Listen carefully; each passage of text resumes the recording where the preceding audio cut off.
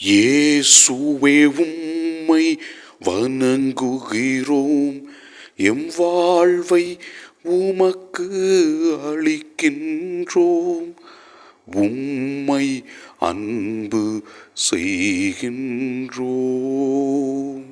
இயேசுவே ஆண்டவரே, பல அற்புதங்களை அதிசயங்களை எங்கள் வாழ்க்கையில் செய்கின்றவரே, நீர் எங்களோடு இருந்து எங்களை வழிநடத்துகின்ற உமது மேலான கிருபைகளுக்காக ஆசீர்வாதங்களுக்காக நன்றி செலுத்தி உம்மை ஆராதிக்கின்றோம்.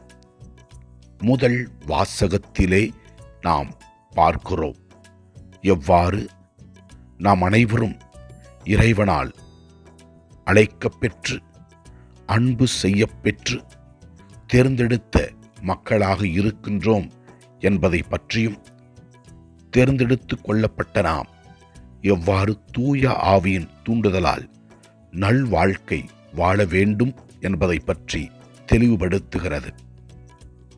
நாம் நற்செய்தி வாசகத்திலே பார்க்கிறோம், பார்வையற்ற ஒரு மனிதன் இயேசு வருவதை அறிந்து, இயேசுவே தாவீதின் மகனே எனக்கு இரங்கும் என்று கத்துகிறார்.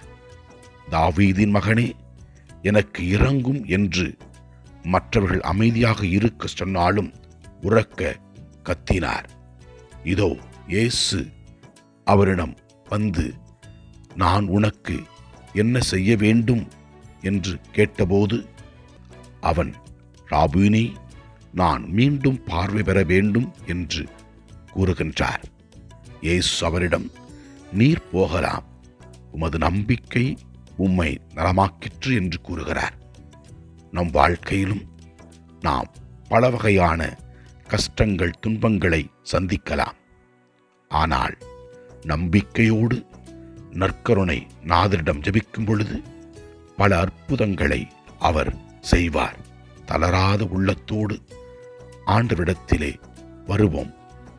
ஆண்டவர் நம்மை நிறைவாக ஆசீர்வதிப்பார்.